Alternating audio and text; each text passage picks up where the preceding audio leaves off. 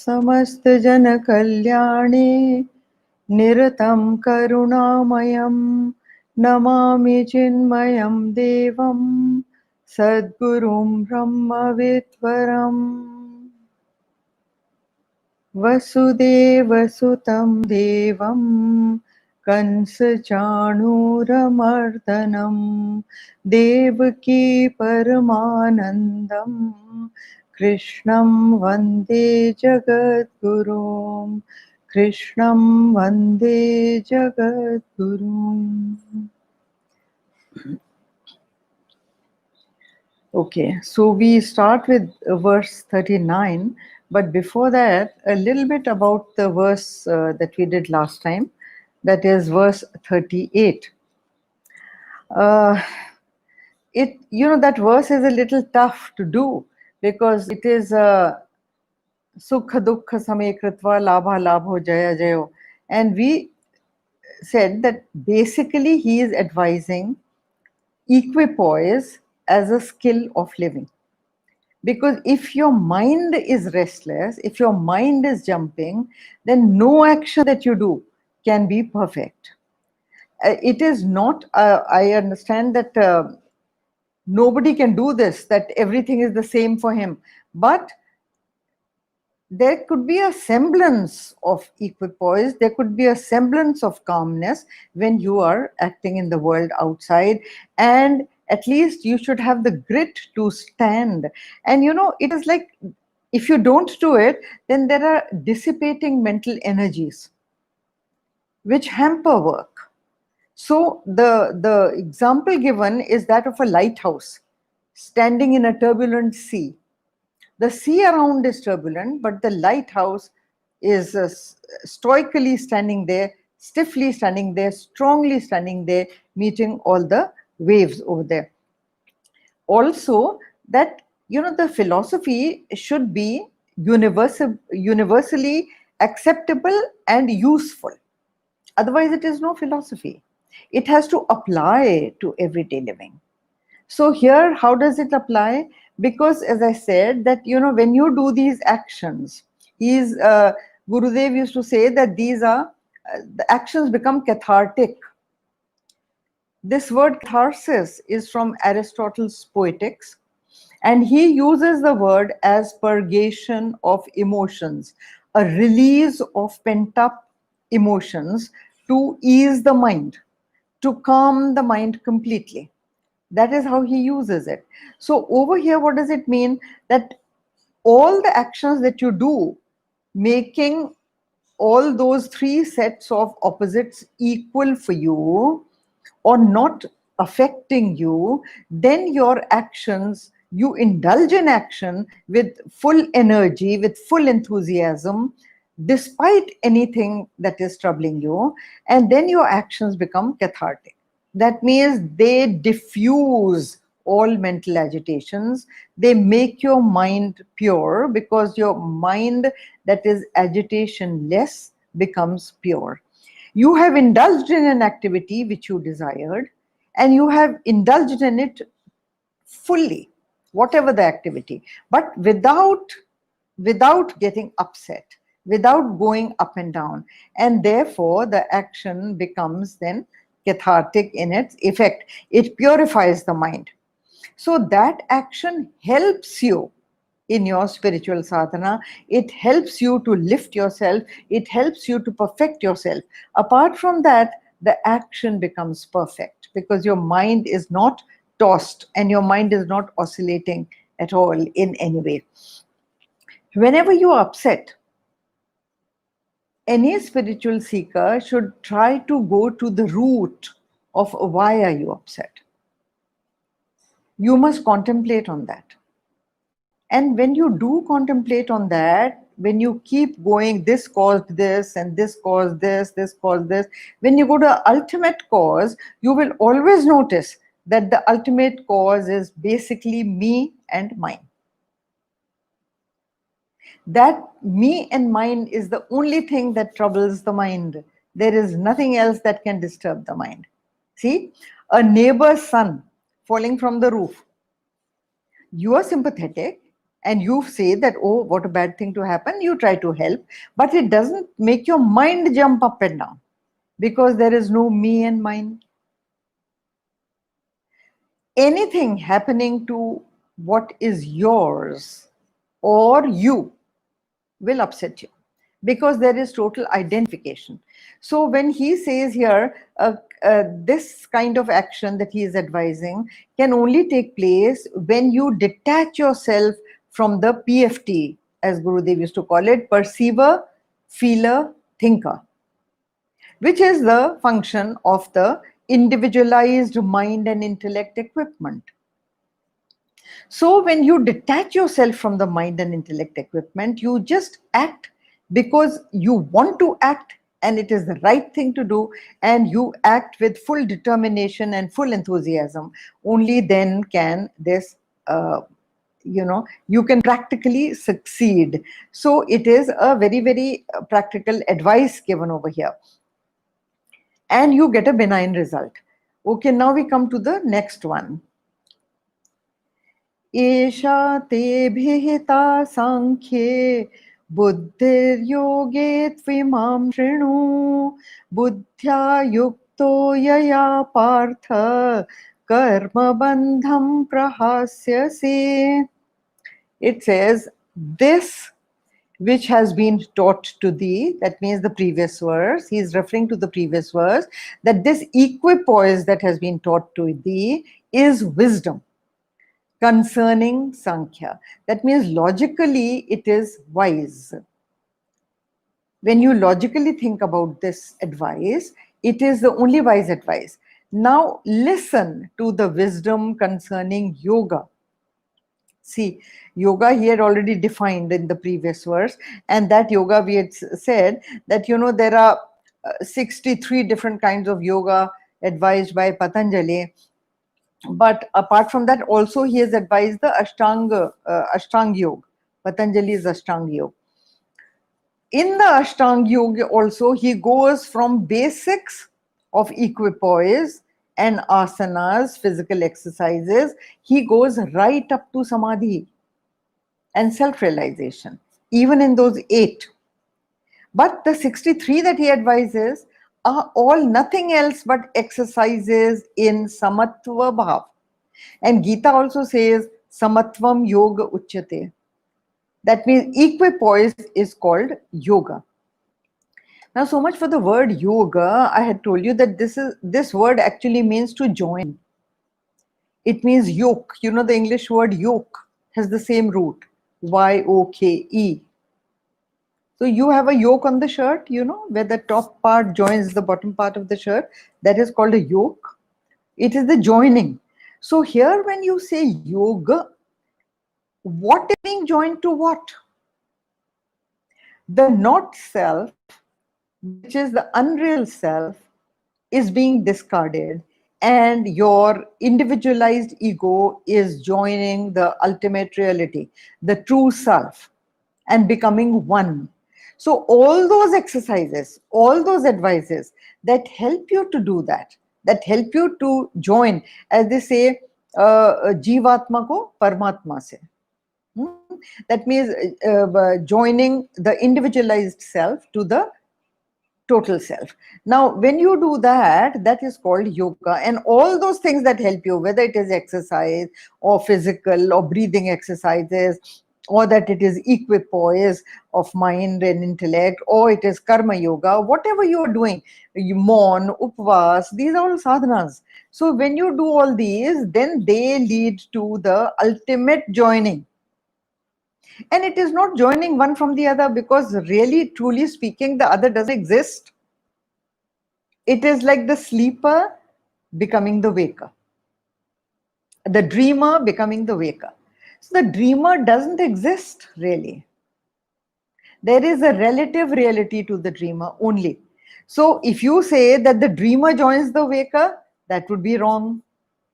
But for common parlance, you say that the dreamer joins the waker, you can say that is yoga, or you say the dreamer becomes the waker, which is better.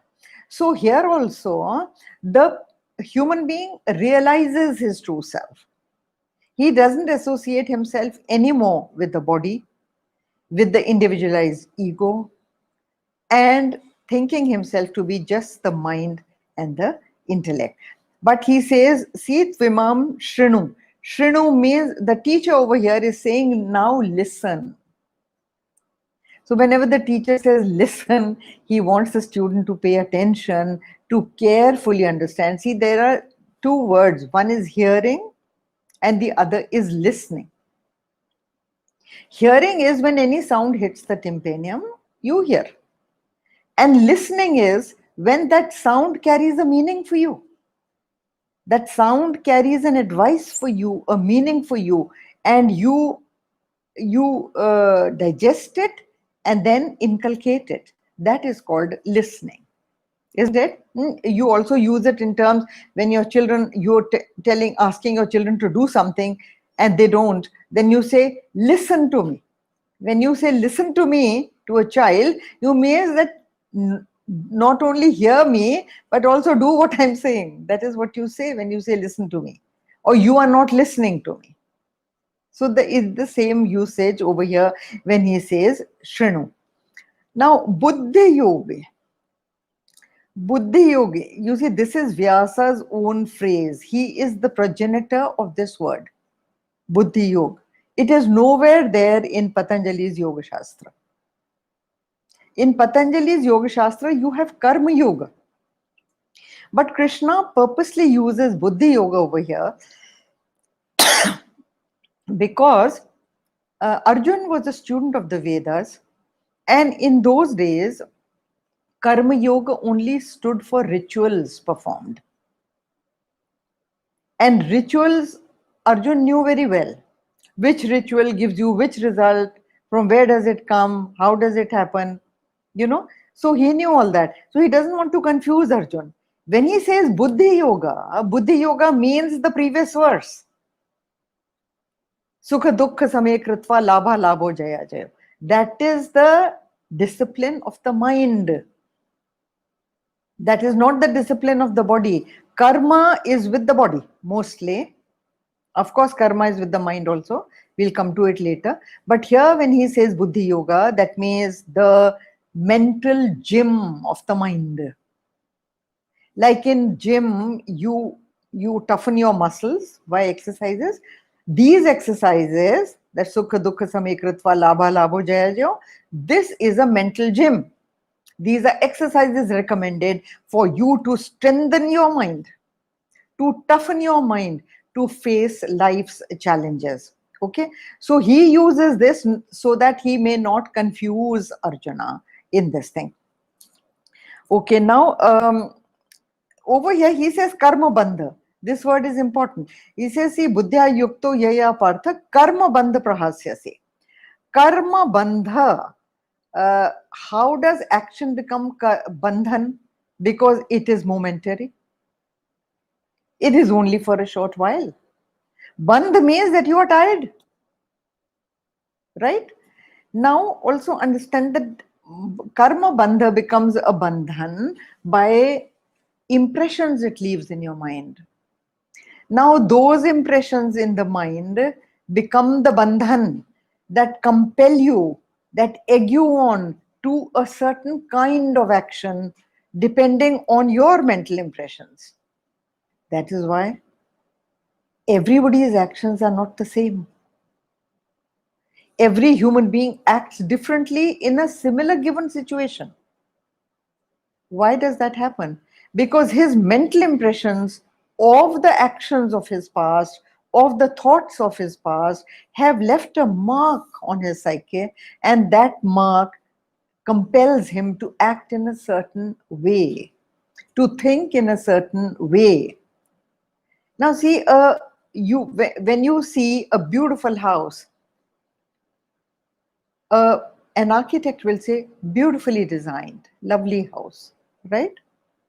And a structural engineer might say, that, oh, this beam should have been there, that should have been there. In an earthquake, this house will fall. It should have been constructed on base pillars, where if there is an earthquake, the house will just swing, but it will not fall.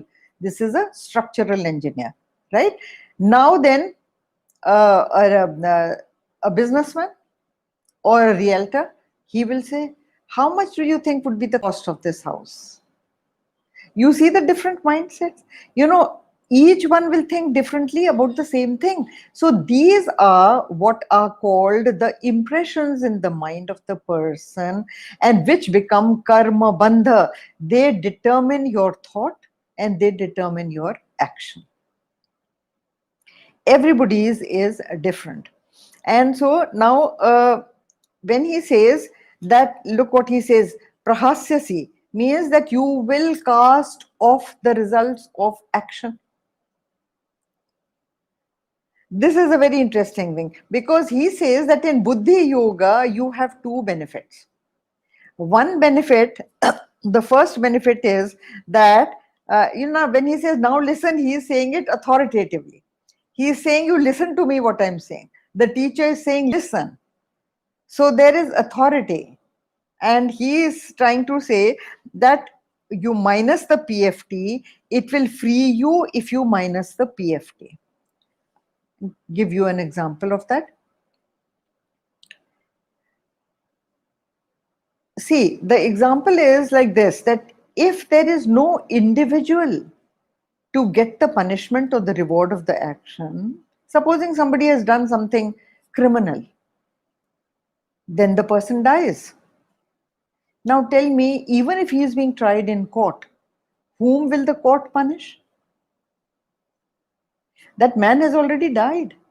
The person who called himself Mr. X, who committed that crime, he is already dead. So when there is no PFT, that is perceiver, feeler, thinker in any action, when there is no crystallized ego operating in an action, at that time, the result of that action cannot come to that man. So it does not become a karma bandha. So this is one. Now, see, natural justice is infallible. The result of an action will come to you, whether in this life or the next life. And that is why this karma phala is binding on all. It is like this, that action, the law of action, that action and reaction is equal and opposite. If there is an action, there is bound to be a reaction. If the PFT is not there for the reaction will take place in the next birth. That is why many times it is like this. Most of the people say, you see good people suffering, don't they? And you see that bad people are enjoying themselves nicely. So then why does that happen? That means that there is no justice in the world. See, at that time, your view is very narrow. It is limited to only this life. Whereas Hinduism says that you cannot explain everything if you only look at this life. Everything will seem illogical to you. Why is this happening? Why is this happening? Why is that happening? And because of that, you will always question, why this to me? Why am I suffering? Why is not my neighbor suffering? He is such a bad guy. He is such a corrupt person. He's almost a criminal. He doesn't suffer, and I do everything righteous. I'm a good human being. I'm a noble human being, and yet I suffer. See, it is like this, that you cannot explain these things unless you connect with the past. There has to be a cause.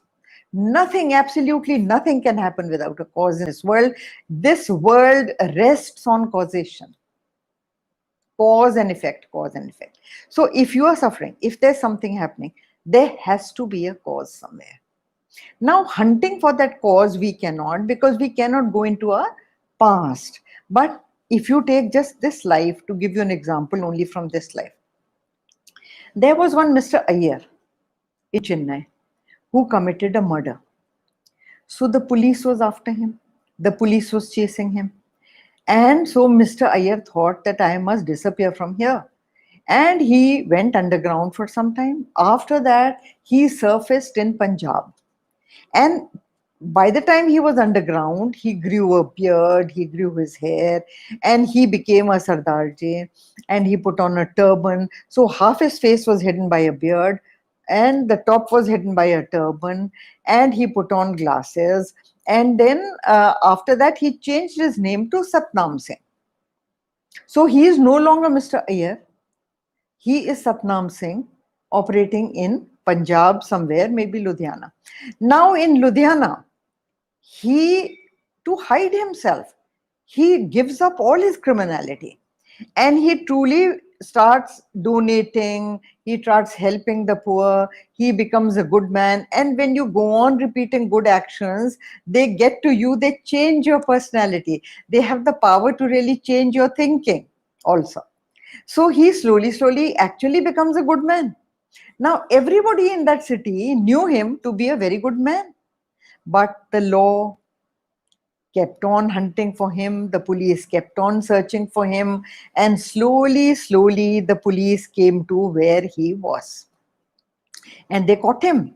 So when they caught him and they handcuffed him and they beat him up, and he confessed that he is the same Mr. Iyer who had committed that murder.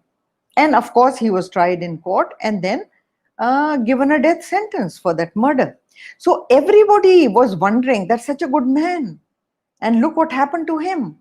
But this, but that man, because it happened in the same very life, he knew that he is not Mr. Satnam Singh as people see him today, but he is actually Mr. Iyer who committed the murder.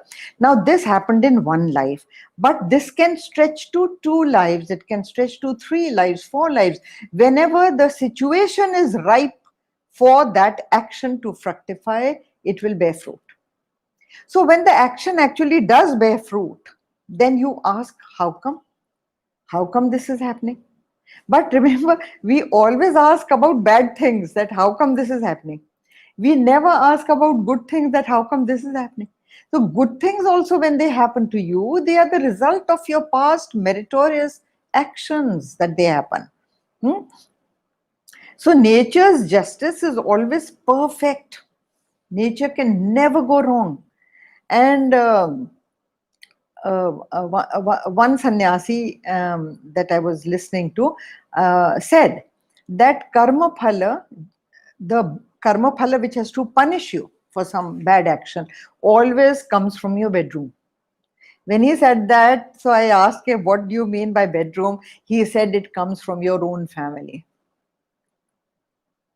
Like some pain, some sorrow that your family members give you, a spouse passing away young, children giving you trouble, a divorce happening, or whatever happens in the family. But when the family gives you sorrow, when it comes from the family in any form, it is from the past.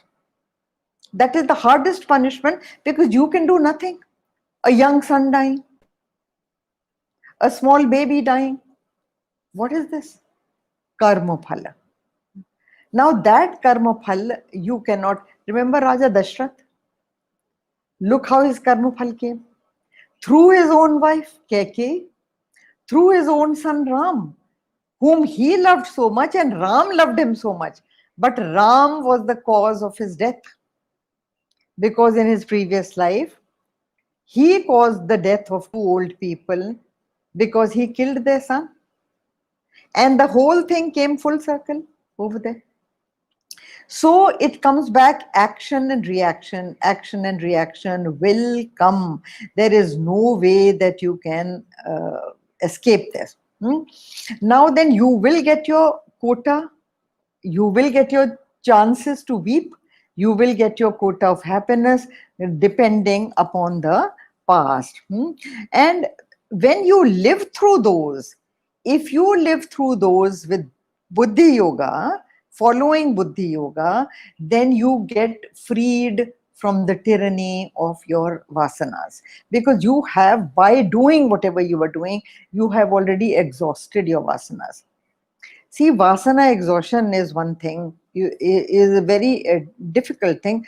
Gurudev has given many. When we come to vasana, sometimes when I'm explaining it, I'll go through the whole thing because it is a long explanation. But see, to exhaust strong vasanas, you have to live through them. That is what he said. Whenever the vasana is very strong, there is no go. You have to live it and you have to go through it. But if you go through it detaching yourself from your mind and intellect equipment, just act, because you have to act. It is so compelling, it will not let you rest. You will do it. Like, if, say for example, if somebody is very fond of dancing, you've seen a small girl, from the time she is born, she starts dancing to music. She learns dance very quickly. She learns classical dance very quickly. And then she is into dancing and all that. But that is her desire which is taking place. But if she minuses herself from that desire, like Gurudev gave the advice to somebody, that understand that you are not dancing. It is your vasana that is compelling the dance. So you indulge in the dance to the full, but don't think that you are dancing. So when you minus that and you just dance because your body and mind is compelled to do it, and you surrender to the Lord and dance that way, now that way the vasana will get exhausted and you will no longer be tyrannized by the vasana. You will be surprised, I'm talking from personal experience, that when a certain vasana drops off, it is just like you are liberated from it. You are actually liberated from its clutches. It can no longer egg you on to do what you previously were doing.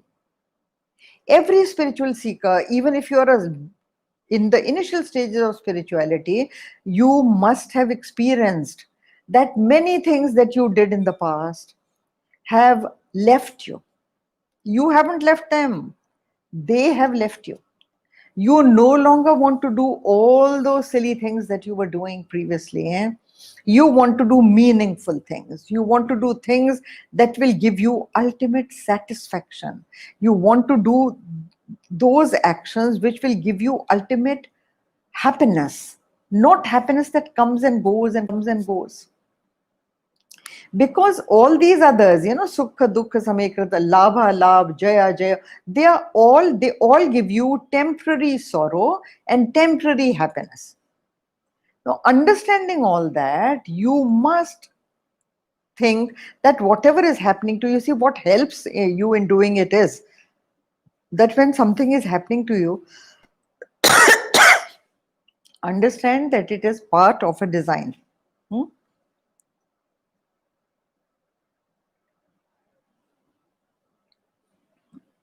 It is part of a design. It is part of a very large design in which you are just a cog in the wheel. You have a part to play, but you can't control the whole. And the whole has got a meaning. So many times when something happens to you, something say bad or unpleasant, which you think is unpleasant happening to you, you think that, oh my God, this has happened to me. Oh my God, this has happened to me.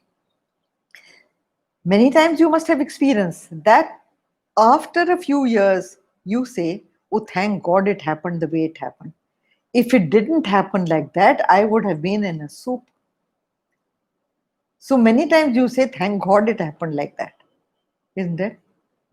So here also, he's saying the same thing, that just surrender to the Lord and his very supremely intelligent design of things. Many things happen in this world all around. It's not just your life. What we do is we narrow ourselves to just me and my life. And that is what causes all the sorrow. Just expand your mind and also try to understand that anything happening in the world has got a cause and there is a reason behind what is happening. And if you surrender to the Lord as a father, he must be having some good design for you.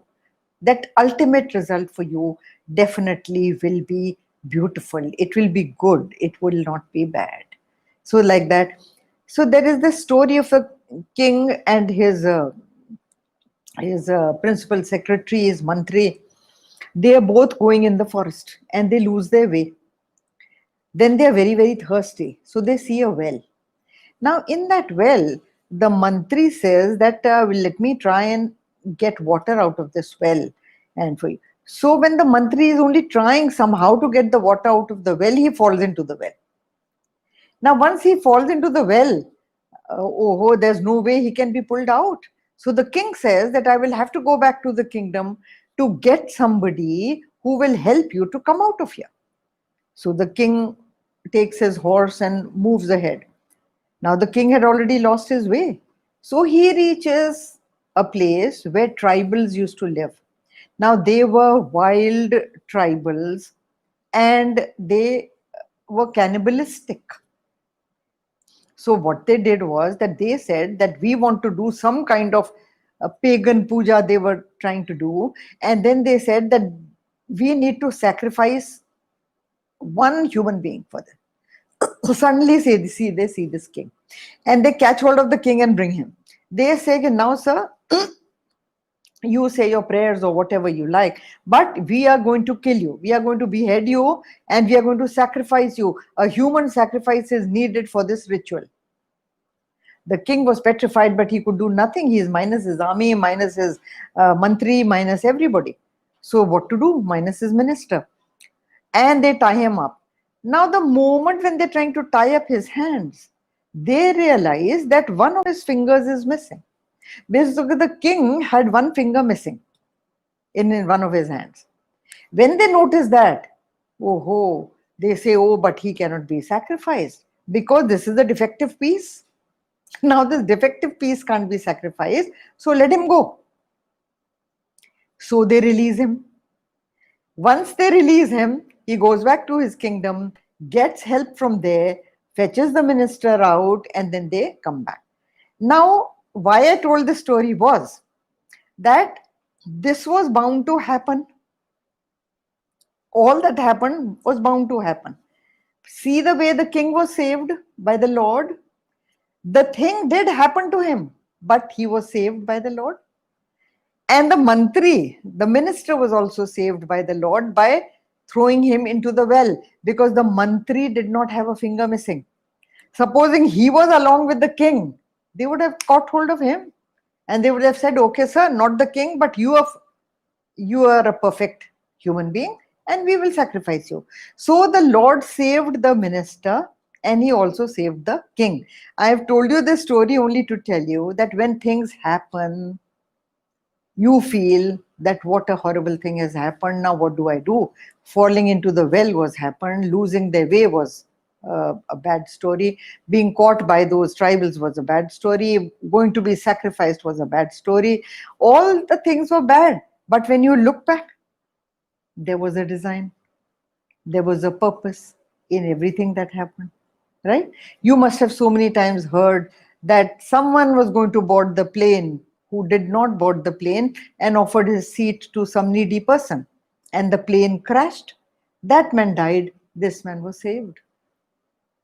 Now, there are causes and reasons for these things to play out. So, having full faith in the Lord, surrender to the Lord, do your actions without me and mine, and then you will, you will feel that things are happening beautifully and nicely. Also, when you pray to people, say that if things have to happen the way they are going to happen, what is the use of praying to the Lord?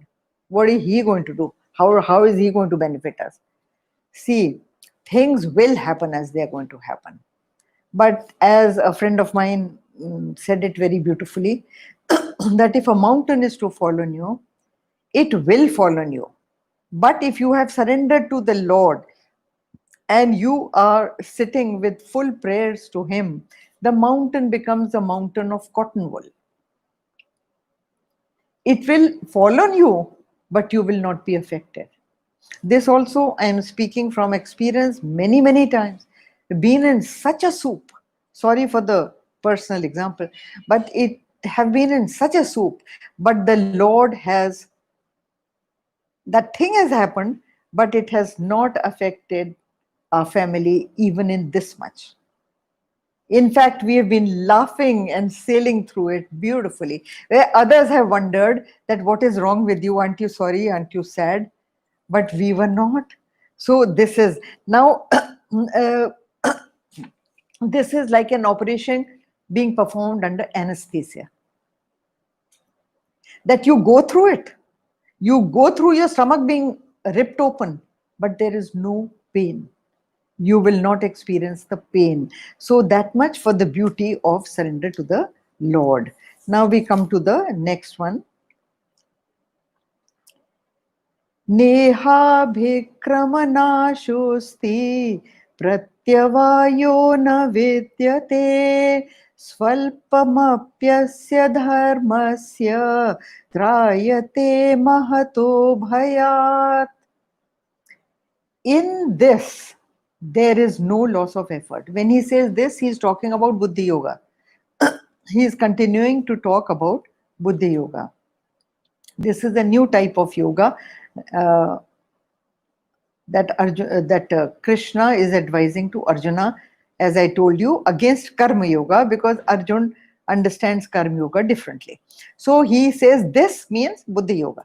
So in this, there is no loss of effort. This is one benefit of Buddhi Yoga. That there is no loss of effort. That means mental and physical energies are not dissipated in this way of functioning. If your mind is equipoised and your mind is not anxious for the result of the action, then your mental and physical energies will not be dissipated at all. And also he says pratyavayo na vidyate. So he says over here, see, I'm reading, nor is there any harm, production of contrary result. See, in ritualism or in karma kand, there is a pratyavayo. Pratyavayo means if you do it correctly, you will get the good result. But if a ritual is performed wrongly, you can get a bad result. You can get an opposite result. That is why, haven't you seen in the pujas and in yagyas and havans and all, there are 101 things the Pandit puts over there. Have you seen? This also has to be done, that also has to be done, this also has to be used, that also has to be used. Every mantra has to be recited perfectly with correct pronunciation. Even if the pronunciation is wrong, it can mean something different. Therefore, Buddhi Yoga is advised to Arjun, not Karma Yoga. See, Karma Yoga, ritual, I'm talking of ritual now. The ritual is like a chemical experiment in a lab. When you're doing chemical experiments in a lab, if you don't do it correctly, there can be a blast. You have heard it many times. That in a lab, the experiment went wrong and then there was suddenly a blast and people got hurt by it. Somebody got burnt, somebody got hurt. Rituals are like that. And therefore, don't indulge in rituals. Rituals have effect, of course. Like, Putrakameshti Yagya, given in the Vedas, that will give you a child. When you perform it correctly, that has fruit. Okay. Then Yagna, for rain to come. That also has an effect. Whenever Yagya is performed, even a small Yagna performed, you will get, even if you get a drizzle of water from the sky, you will get it. So that has been experienced by many people. So that happens. So when you do an experiment, there is going to be a result in the atmosphere. That is Karma Yoga. Buddhi Yoga is a different thing over here. Buddhi Yoga, see, this is, Gurudev used to say that this is a pamphlet for yoga, for his Buddhi Yoga. This is an advertisement for Krishna's Buddhi Yoga that he is giving you over here. So he's giving you the benefits. See, whenever any product is advertised, they always give you the benefits in the advertisement. If you buy this, you will benefit like this, like this, like this, like this. So similarly, he's saying that if you do Buddhi Yoga, then the ad gives a thumbs up, and that thumbs up is to Buddhi Yoga. He says, in this there is two benefits. In this there is no loss of effort, nor is there any harm production of contrary results, like in Karma Yoga. But look what the promise is, which is amazing. And this is actually a total advertisement. Even a little of this knowledge, even a little practice of this yoga, he says, protects one from great fear. Look at this. When your mind is equipoised, there is no fear. That is the first benefit that comes to you. It gives you abhay dan, what is called abhay dan. That when your mind is totally free, no anxiety for the result of action, so you are not a beggar for the result. Your mind is calm and quiet. You must have noticed that giving up anything, when you give up something and say whether I get it or I don't get it, I don't care. Suddenly there will be a peace in your mind, right? So it rids you of fear. It rids you of anxiety. The moment you drop it from your mind, it will rid you of anxiety. And Buddhi Yoga does that. Buddhi Yoga, when you practice, equipoise in any given situation, when you practice equipoise, it will rid your mind of fear. Because whatever the result is, it may be a good result. So somebody gave me a sticker which said, why worry? It may never happen. And this is so true. Because many times we go on worrying, oh, this might happen, oh, that if this happens, what will happen? This happens, and you lose your sleep over it, you lose your health over it, you are constantly worried about it, and it doesn't happen in the end. Something very nice happens. So what have you done to yourself? Apart from creating sorrow for yourself, you have not done anything. And Gurudev used to call it a home industry. This sorrow doesn't come from anywhere else. It generates from your own mind. But if you are practicing Buddhi Yoga, this is the second benefit. It rids you, it protects you from great fear. You will have no fear at all if you are practicing Buddhi Yoga. And see, there is no abhikram. Just like in rituals, I told you that there can be a pratyavayu, but here there is no pratyavayu at all. So you are not doing a ritual. So there is no loss of effort and there is no loss of thing. Now come to the next verse. We can probably do it quickly. Just let me have a look. So maybe. So we still have a little time. So Vyavasayatmika buddhihi rekeha kuru nandana bahushakahyanantascha buddhiyo vyavasayinam. Vyavasayatmika buddhihi. Look, I'll read first. Here, O joy of Kurus, Kuru Nandana. This word Nandana means one who gives joy. Nandini for the girl and Nandana for the boy. So Kuru Nandana, who gives joy to the Kuru family. He calls Arjun Kuru Nandana because Arjun did a lot. He achieved a lot for his family. He was very industrious. That is why he is called Dhanurdhara. He is called Dhananjaya. He had many attributes. So he calls him Kurunandana here. So, O joy of the Kurus, there is but a single one-pointed determination. Many branched and endless are the thoughts of the irresolute. Now, most of us are irresolute. And in today's world, with multitasking, something that has been greatly celebrated, but the Gita does not celebrate multitasking. It says in multitasking, you are not good at anything. You do not perform anything perfectly then. You must single-pointedly concentrate on what you are doing. That is Buddhi Yoga.